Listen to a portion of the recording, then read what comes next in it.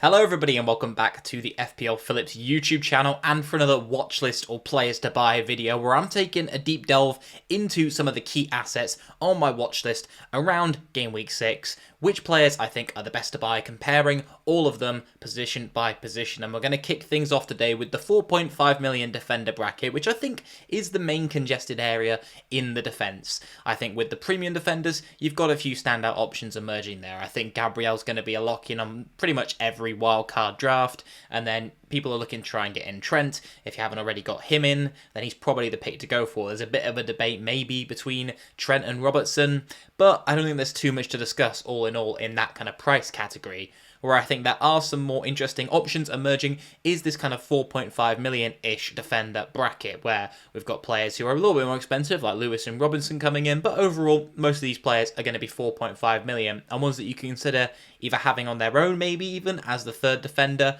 or having them in kind of a pair as your third defender, changing so you play either one of those two alongside Gabriel or Trent, as I discussed in the wildcard video yesterday. And so these are the options that I think you should be considering yourself if you're looking at that kind of defender slot in your team, as I am, with a bit of uncertainty right now.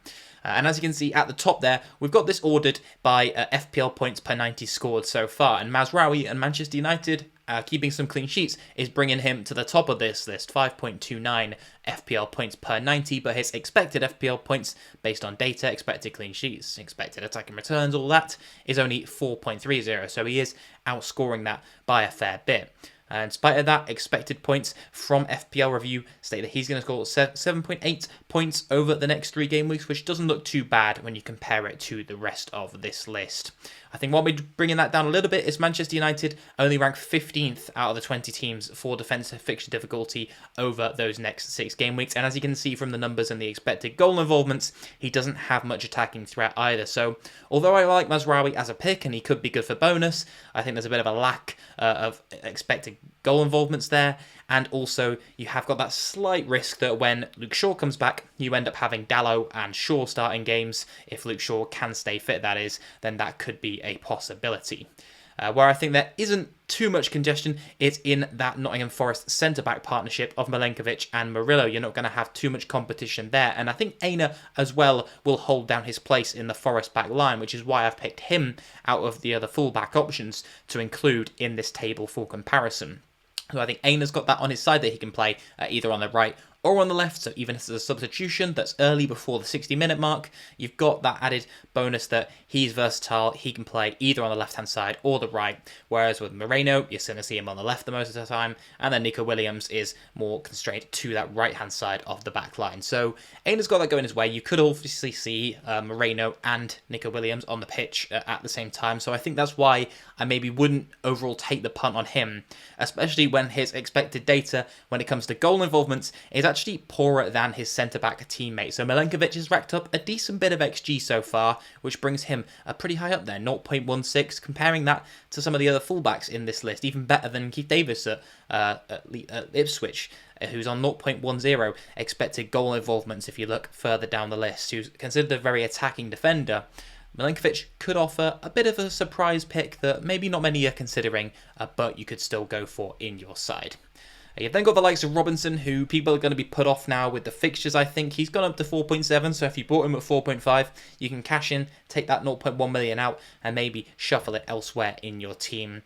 And then we've got Van de Ven, with Spurs ranked 6th for fixture difficulty over those next 6 game weeks. So he's getting into the good part of this fixture run for Spurs, you should say. Only Man City in this list have a better fixture run of these defenders at the 4.5 million price point. So Van de Ven, a bit of a boring option on paper. The same can kind of be said for players like Colwill, who's also in here.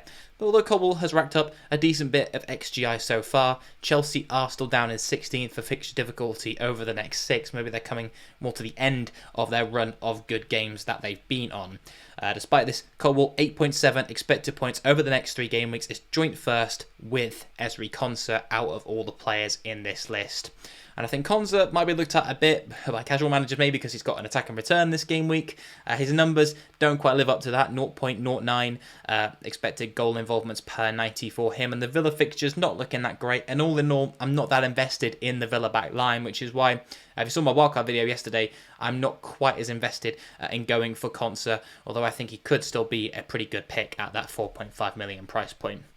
One player that did surprise me, his attacking numbers, Sugawara at Southampton. If you want to take that choice and go for a Southampton defender, then 0.36 XGI is the best it can get in this price bracket, really. With Southampton, not too bad for fixture difficulty, 11 out of 20 teams over the next 6.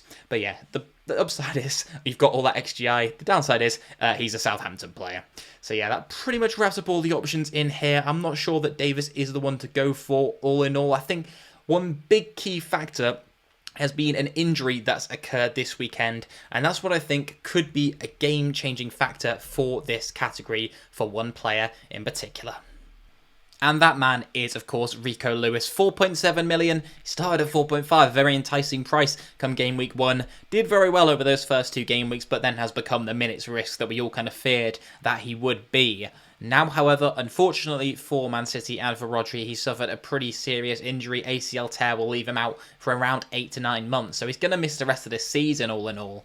And that means that there's going to be a slot in the middle of that Manchester City midfield, the heart of the team, where it needs filling, and they need that extra number in there. So if Kovacic is going to be used, I'm seeing a lot of sources claiming that maybe Rico Lewis could be the man to fill in and invert, as we've seen him do in the past.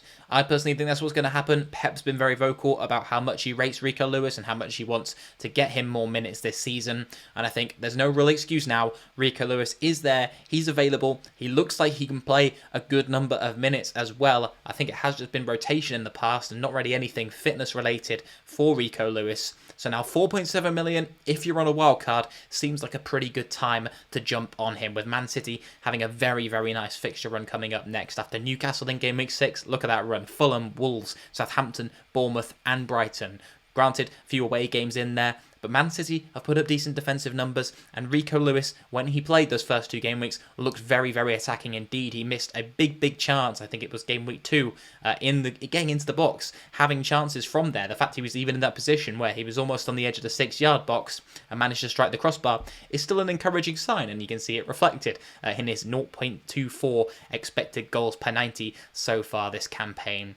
So his expected points maybe aren't reflective of what I think he'll get, due to the fact that his expected minutes probably haven't really updated, and I think he'll maybe get more game time than algorithms and computers are giving him the benefit of right now. So, Rico Lewis, look at that heat map. I think he could be the guy for you. If you're willing to stretch that extra 0.2 million and go for someone a little bit more expensive, I think why not have Rico Lewis in your wildcard side? You have Gabriel, you have Trent, you have Rico Lewis, and then maybe one other. So maybe someone a bit more minute secure, like Milenkovic, for example, who I showed in the table before, could be a really nice looking backline with just a 4 million fodder as your final pick.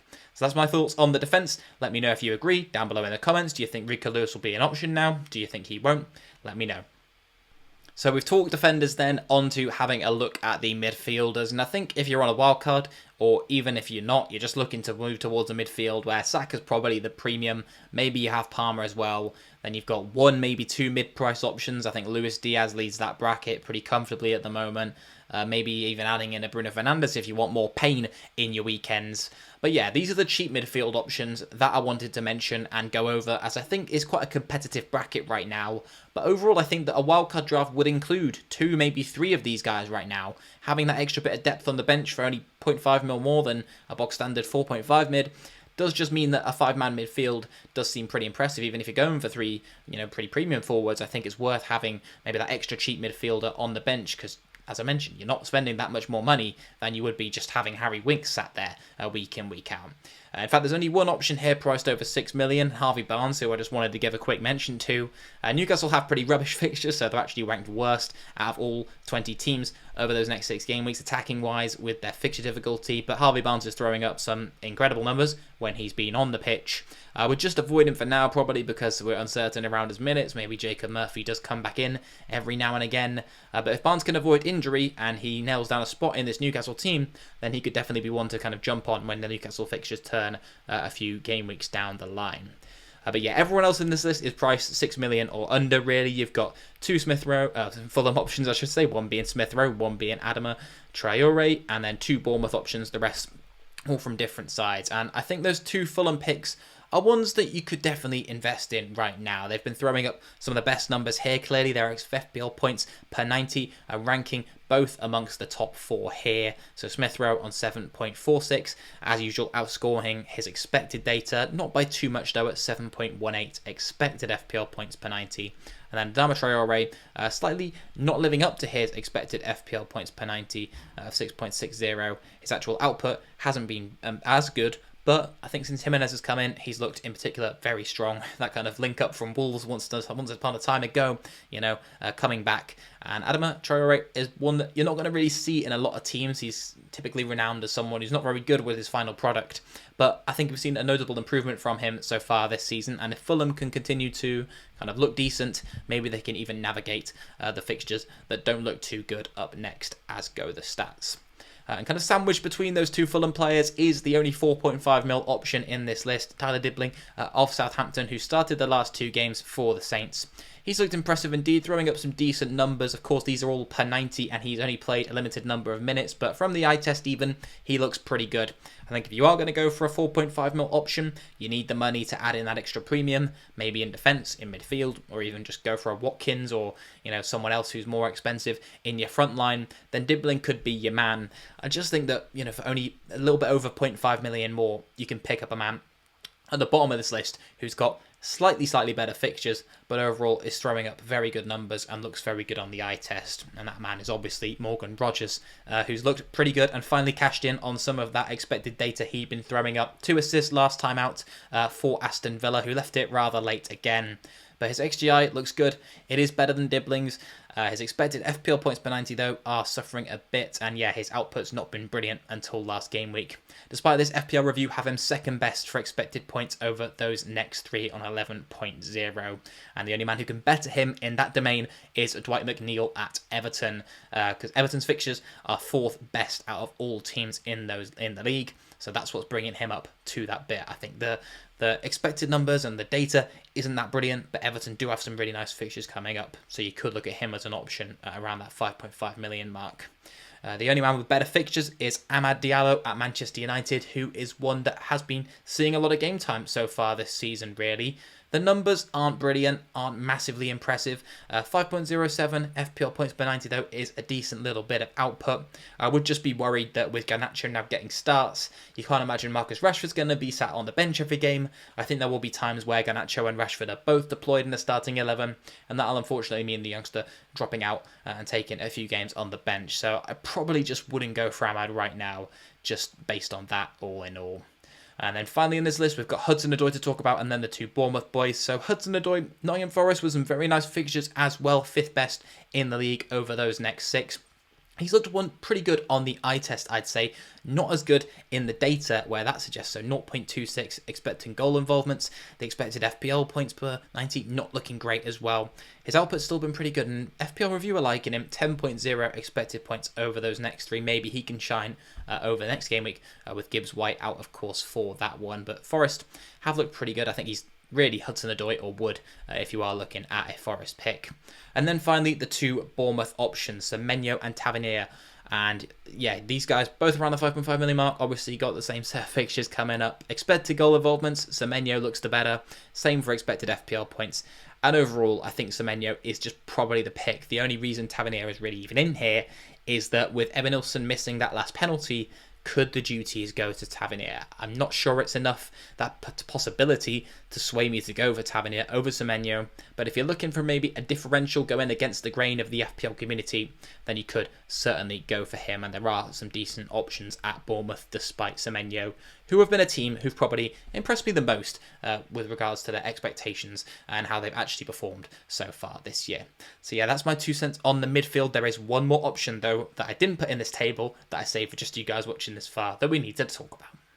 And that man is Fabio Carvalho at Brentford. And I must admit, I expected Shad to start for Brentford in Visser's absence, but it was the duty of the youngster to come in 4.8 million when he started with an average position that is not too far off some strikers. So Havertz is not incomparable to that average position you see on screen there for Carvalho. He's looked pretty good so far. The data is obviously, hard to judge with so few minutes so far. that he's played, but he looked okay data-wise, 0.05 XG, 0.2 XA per 90 so far, but his expected points of 11.7, very, very impressive indeed. That FPL review clearly backing him for Brentford's fantastic fixture run that they've got coming up. I think everyone really will have Mbeumo and are looking to bring Mbeumo into their side if they don't own him already. But I think that you've got this man as well that you could go for potentially in addition to Mbeumo. So West Ham, Wolves, Ipswich, Bournemouth, all at home over those next 6 game weeks do look very good indeed. So I think he's a very nice punt. Under 1% ownership right now, probably will be there by the deadline. But yeah, this guy looks like he could be a good pick. I just do wonder if his place is secure. Could there be the potential for Shard to come in and start games? I definitely don't think it's out of the realms of possibility. You'll have to talk to people who are more in the know at Brentford and maybe have more of an opinion and a foot in the game there when it comes to lineup predictions. But yeah, Carvalho, certainly one to watch. And if you're on a wild card, then you want to take a cheeky punt, maybe you could go for him. And then finally, let's have a talk about some forwards then. You're going to have Erling Haaland in your front line, but who else are you going to want there? Well, it can depend on your midfield like we've been talking about. I think the optimal midfield will include, as per my wildcard video, Saka, Luis Diaz, Mbeumo, and then probably 2 other of those budget options that we saw. So you've got a 5-man midfield that you could end up playing all 5 of every week. But I still think it's worthwhile having a strong front 3 with some depth. You don't want a 4.5 mil option in my view, especially when there are some cheaper picks who, again, you've got cheap midfielders already. You're not really spoiled for cash at the moment. I think you are spoiled for cash, I should say. You've got the money to be able to spend a little bit more than just the 4.5 on an extra forward and still probably go for a premium defence, etc. So I don't think budget is too much of an issue unless you're looking to stretch to the likes of, a Watkins and a Solanke. Then money does become a bit of a problem. But I think all in all, people will just have one of those more expensive forwards in this list if you're going for one, and then one of the cheaper picks, or just 2 of the cheaper picks. But let's get into it and have a bit of a discussion around some of those top assets.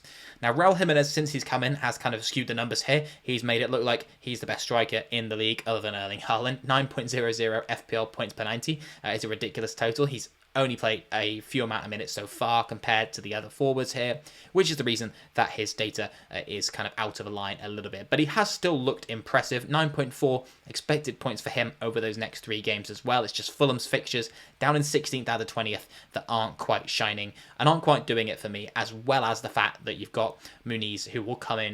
You expect pretty much every game for Jimenez, who isn't getting any younger, bless him.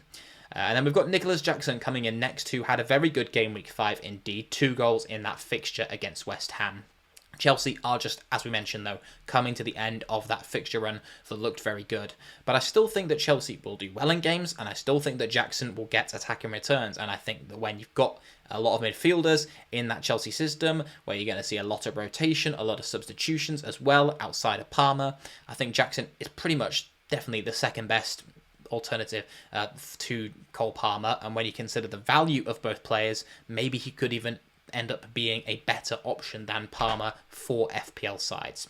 So I think Jackson is definitely still one to consider, although the fixtures don't look too enticing. You could have him in, and if you've got that 5 strength in the midfield, rotate him in and out. It is just a bit too much money, maybe I'd say, for a kind of player that you're going to bench in tougher fixtures. If you've got a striker who's verging on 8 million, you want to be able to start them in tougher games. And a player like that might be Solanke. So if you look all the way at the bottom here, Solanke is back. He's one that people have pretty much forgotten about since his injury. He's in 8th for the fixture difficulty over the next 6. So Spurs have some decent games coming up, and he's 12.8 for expected points over those next 3. Has put up some good numbers so far in terms of XG, so 0.79, not too shabby indeed, and expected FPL points per 90, 5.51. He had one very good chance last time out, so he's done very well with that chance as well. So Solanke, overall, come back with a bit of a bang. I think Spurs were a little bit neutralised in that first game that we saw from him in game week 1, and Solanke was very, very much man-marked, and I think we'll see that again. Other teams will also set up the way that Leicester did and try and put 2 or maybe even 3 centre-backs on the poor guy. But I still think that Solanke will come through in a lot of games this season, and more often than not, you're not going to be playing against a system like that. and Solanke is going to deliver well. I think he probably offers the best value for money in that kind of 7 million up to 9 million range, where you've got the likes of Watkins, Jackson, and also Kai Havertz, who I think is just pretty much a no-go now that Odegaard is out, and he looks like he might be dropping a little bit deeper to fill into that system. And I think you've also got the factor with Havertz that you've got 2 Arsenal defensive assets plus Saka, that trio looking very strong. And really, with that Arsenal defence looking so dominant, you want Raya maybe, and you definitely want Gabriel, and then Saka in your midfield. It's just hard to justify going for Havertz over some of the other picks here. You've got Chris Wood in here, 4th down on your table. 6.68 FPL points per 90. He's grabbed a few penalties so far, but, you know, penalties are a factor of the game. Some of these players in this list are on penalties, some are not. And maybe Forrest has got a little bit fortunate, but he's actually still underperforming his expected FPL numbers, 7.02 per 90. So Chris Wood has looked impressive indeed, and he was in my wildcard draft from the video that came out Sunday evening.